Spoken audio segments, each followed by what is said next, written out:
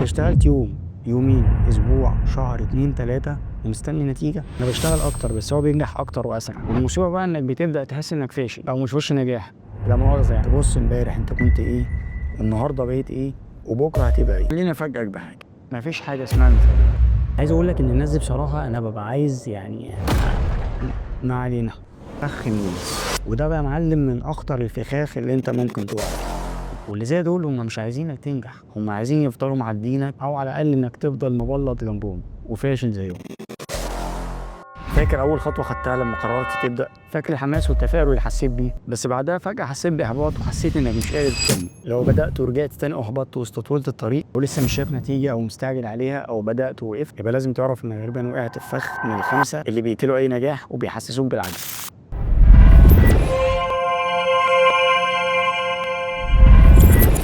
أول فخ ممكن تقع فيه هو فخ المقارنة، وهو فخ ممكن جدا تقع فيه لما تبص حواليك وتقول ده فلان بدأ بعدي وسبقني، أنا بشتغل أكتر بس هو بينجح أكتر وأسرع. والمصيبة بقى إنك بتبدأ تحس إنك فاشل أو مش وش نجاح.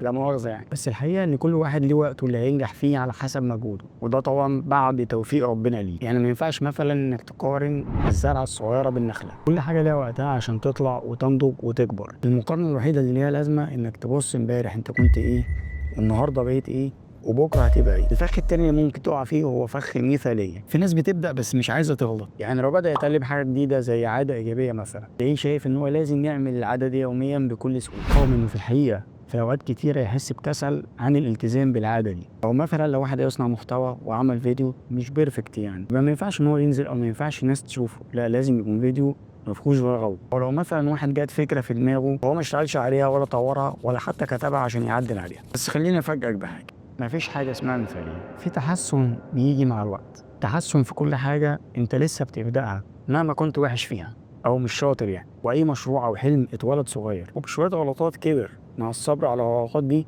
ويصلح. قبل ما نبدأ في الفخ التالت بفكرك تشترك في القناة لو لسه ما اشتركتش، وتعمل طبعا لايك للفيديو وتسيب كومنت كده يعرفنا بيك.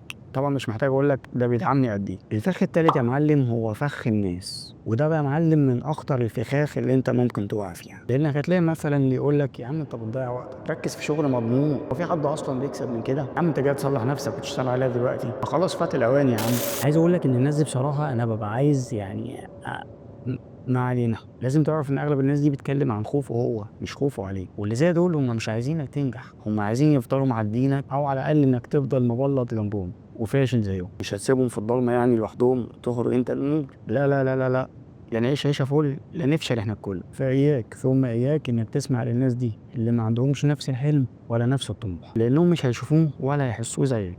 اللهم اني قد بلغت اللهم فشل. الفخ الرابع يا معلم هو فخ النتائج السريعه. انت اشتغلت يوم، يومين، اسبوع، شهر، 2، 3 ومستني نتيجه؟ عملت مثلا 3 فيديوهات ومستني انك تبقى ترند في الكتاب بقى، ومستني ان انت تبقى خبير بقى وراجل مثقف والناس تسالك بقى ويعملوا معاك لقاءات والكلام دوت؟ لا يا ابو الصحاب، هي مش كده خالص. لازم تعرف ان كل حاجه عظيمه بتاخد وقت. النجاح مش نودلز سريعه او سبرينه بتاخدها والدنيا بقت فل. النجاح ده كده حاجه عامله زي الطبيخ البلدي، حاجه كده عظمه لازم تتعمل كده على نار هاديه عشان تعرف تاكلها كده وتتمزج بيها. اتك على الصبر شويه، شويتين، 3، 4 يعني، عشان اكون صريح معاك، اصبر بس خليك ثابت. الفخ الخامس يا كبير هو فخ التشتت. يعني هتلاقي نفسك كل يوم بل كل لحظه حرفيا بيجيلك فكره جديده. كل اسبوع مثلا ممكن يبقى عندك حلم مختلف او رغبه جديده، مره تفكر تبدا بودكاست، مره تعمل بيزنس، مره تفتح قناه، مره تفكر تاخد كورس، او حتى انك تسافر تشتغل بره. وفي الاخر بسبب تشتيتك لنفسك ده مفيش حاجه بتكمل، فترجع وتقول النجاح صعب ومستحيل ومش معمول عشاني. خليني اقول لك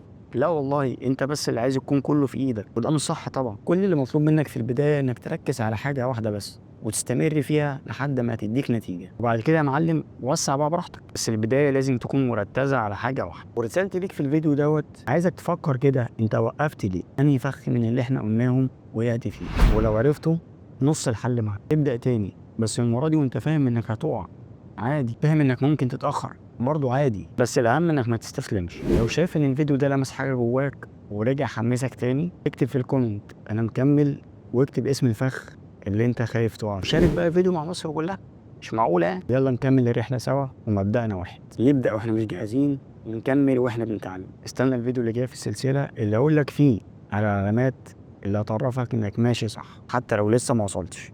السلام عليكم ورحمه الله وبركاته. يبقى لازم تعرف إنك غالبًا وقعت في 1، يبقى لازم تعرف إنك غالبًا وقعت في 1، يبقى لازم تعرف إنك غالبًا وقعت في 5، يبقى لازم تعرف إنك وقعت في 1، ما فيش 1 خالص، انسى 1 دي.